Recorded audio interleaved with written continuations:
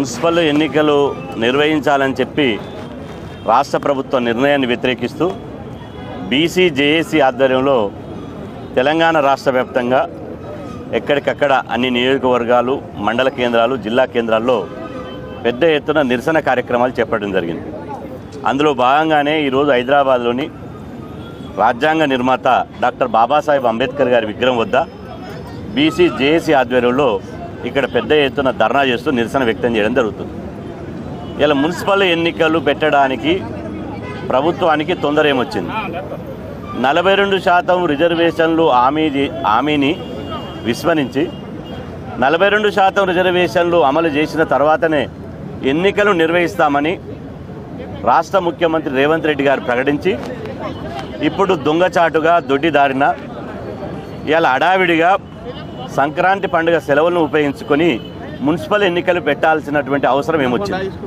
ఈరోజు రాష్ట్ర ప్రభుత్వం, కాంగ్రెస్ ప్రభుత్వం కామారెడ్డి డిక్లరేషన్ చేసి బీసీల ఓట్లు వేయించుకొని బీసీలను మోసం చేసి అధికారంలోకి వచ్చిన తర్వాత ఇవాళ బీసీలను రాజకీయంగా అణచివేయాలనే కుట్రలో భాగంగానే ఇవాళ ఒక ఎన్నికల వెనుక ఇంకో ఎన్నికలు పెడుతున్నది.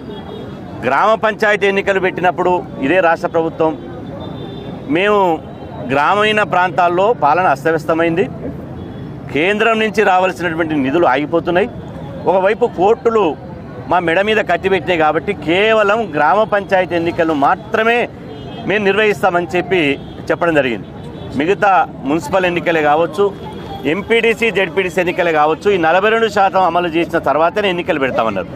మేము అంటున్నాం, మీది నోరా తాటిమట్ట? మీకు సిగ్గుశరం లేదా అని అడుగుతున్నా. ప్రభుత్వానికి సిగ్గుశరం లేదా? బీసీలను ఎన్ని రోజులు మోసం చేస్తారు? ఇలా మీ రాహుల్ గాంధీ గారు ఇలా 42% రిజర్వేషన్లు కావాలంటాడు, కులగన్న జరగాలంటాడు, పార్లమెంట్లో మాట్లాడాడు. ఇవాళ మేము ధర్నా చేస్తే ధర్నాలు వచ్చి కూర్చుంటారు, మా ధర్నాలు వచ్చి కూర్చుంటారు, మాకు సంఘీభావం తెలుపుతారు, బంద్ చేస్తే బంధుకు మద్దతు తెలుపుతారు.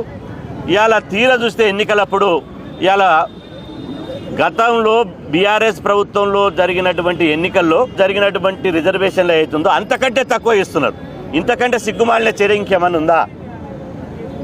గ్రామ పంచాయతీ ఎన్నికల్లో బీఆర్ఎస్ ప్రభుత్వ హయాంలో 22% గ్రామ పంచాయతీ ఎన్నికలు బీసీలకు రిజర్వేషన్ అమలైతే కాంగ్రెస్ వచ్చినాక కులగణన చేసినాక 17% రిజర్వేషన్ అమలైంది. అదేవిధంగా 2020లో గత మున్సిపల్ ఎన్నికలు 2020 సంవత్సరంలో జరిగినాయి. ఆ 2020లో మున్సిపల్ ఎన్నికల్లో బీసీలకు 32% రిజర్వేషన్ అమలైంది, 32%.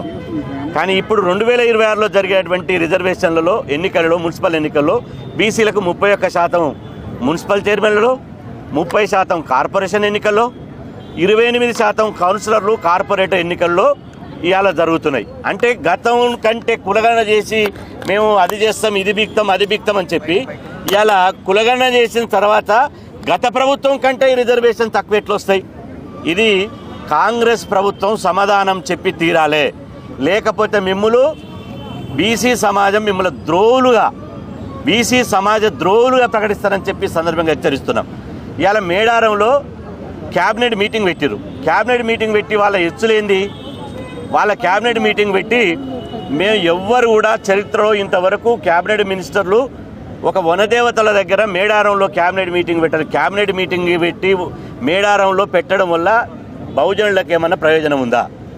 బహుజనుల దేవతలు సమ్మక్క సారక్క దగ్గర మీరు క్యాబినెట్ మీటింగ్ పెట్టి బీసీ, ఎస్సీ, ఎస్టీల కోసం ఒక్క నిర్ణయం అయినా తీసుకురా? క్యాబినెట్లో మేడారంలో మీరు క్యాబినెట్ సమావేశం పెట్టి ఒక్క నిర్ణయం అయినా బీసీ, ఎస్సీ, ఎస్టీల కోసం తీసుకున్నారా? తీసుకోలే. ఏం నిర్ణయం తీసుకుర్రు? బీసీ, ఎస్సీ, ఎస్టీ మైనార్టీలకు వ్యతిరేకంగా బీసీలను తడిగుడ్డతో గొంతు కోసేటువంటి నిర్ణయం తీసుకున్నారు. ఇవాళ బీసీలను రాజకీయంగా అణిచివేయడం కోసం నిర్ణయం తీసుకున్నారు. ఇవాళ మేము అడుగుతున్నాం, మీకు కాంగ్రెస్ ప్రభుత్వానికి సిగ్గుశరం ఉంటే, బీసీల మీద చిత్తశుద్ధి ఉంటే తక్షణమే మున్సిపల్ ఎన్నికలు నిలిపివేయండి. 42% మీరు ఇచ్చినటువంటి రిజర్వేషన్ అమలు చేసిన తర్వాతనే ఎన్నికలు పెట్టండి. లేకపోతే బీసీ మంత్రులు రాజీనామా చేయండి. బీసీ మంత్రులు రాజీనామా చేసి బీసీ సమాజానికి ఇలా సమాధానం చెప్పాలి. ఇలా బీసీలకు మీరు ముఖ్యమంత్రులు కావాలి, రేవంత్ రెడ్డి గారు ముఖ్యమంత్రి కావాలి, అదేవిధంగా వాళ్ళు రెడ్డిలు మంత్రులు కావాలి. అగ్ర కులాలు మంత్రులు కావాలి, ఎంపీలు కావాలి, ఎమ్మెల్యేలు కావాలి. కానీ బీసీలు సర్పంచ్లు కావద్దు, ఎంపీడీసీలు కావద్దు, జెడ్పీడీసీలు కావద్దు, కౌన్సిలర్ కావద్దు, కార్పొరేటర్ కావద్దు, మున్సిపల్ చైర్మన్ కూడా కావద్దు. ఏం కావాలి బీసీలు? బీసీలను బిడ్డ ఖబర్దార్, బీసీ వ్యతిరేక ప్రభుత్వమా? అంతిమ బిడ్డ మీకు అంతిమ గడియలు దగ్గర పడ్డాయి, మీకు రోజులు దగ్గర పడ్డాయని హెచ్చరిస్తున్నా.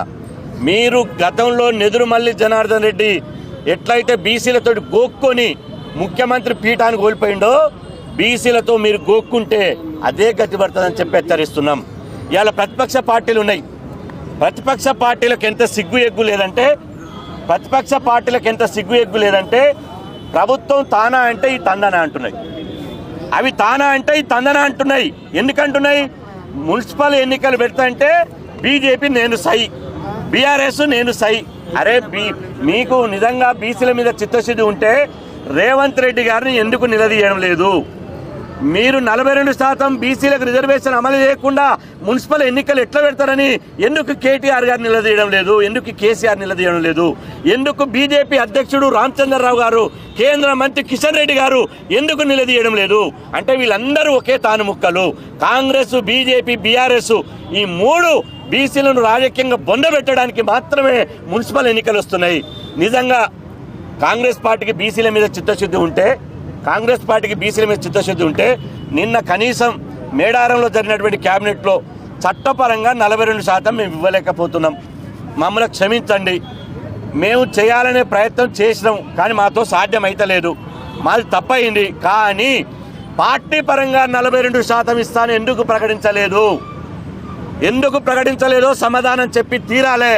తీరకపోతే ప్రజాక్షేత్రంలో మిమ్మల్ని రాజకీయంగా బొందబెట్టి 2028లో మిమ్మల్ని నామరూపాలు కూడా చేస్తాం బిడ్డ అని చెప్పి ఈ సందర్భంగా హెచ్చరిస్తున్నాం. ఇప్పుడు రేవంత్ రెడ్డికి బీసీలు అంటే చిన్న చూపు అనుకుంటున్నారా మీరు? దీన్ని బట్టి చూస్తే అట్నే తెలుస్తుంది కదా. ఇవాళ బీసీలు అంటే చిన్న చూపు కాదు, బీసీలు అంటే వివక్ష. బీసీలు అంటే ఇవాళ బీసీలను అణిచివేయాలి. ఎక్కడ బీసీ వాదం 42% రిజర్వేషన్లు అమలైతే బీసీ వాదం బలపడుతుందో, ఎక్కడ బీసీలంతా రాజ్యాధికారంలోకి వస్తారో, ఎక్కడ నా ముఖ్యమంత్రి పీఠం గుంజుకుంటారో భయం జొరబడ్డది. అందుకోసమే ఇవాళ గల్లీలో జరుగుతున్నటువంటి ఎన్నికల్లో బీసీలను అణచివేయడంలో భాగంగానే మున్సిపల్ ఎన్నికలు పెడుతున్నాడు. మున్సిపల్ ఎన్నికలు పెట్టడానికి కనీసం మీకు నేను ఇంతకుముందే చెప్పిన సిగ్గుశరం లేదా అని. మీ దుమ్ము దులిపి బిడ్డ బీసీ సమాజం అన్నీ గమనిస్తుంది. పిల్లి పాలు తాగేటప్పుడు ఎవరు చూస్తలేరు అనుకుంటుందట. మీరు కూడా అట్నే అనుకుంటున్నారు. బీసీ సమాజం అన్నీ గమనిస్తుంది. ఇవాళ అన్నీ మేము గమనిస్తున్నాం. మిమ్మల్ని సమయం వచ్చినప్పుడు, సందర్భం వచ్చినప్పుడు వెంటాడి ఓటు అనే ఆయుధంతో మిమ్మల్ని రాజకీయంగా బొందబెట్టకపోతే ఇవాళ మేము బీసీ సమాజమే కాదని చెప్పి సందర్భంగా మీకు తెలియజేస్తున్నాం.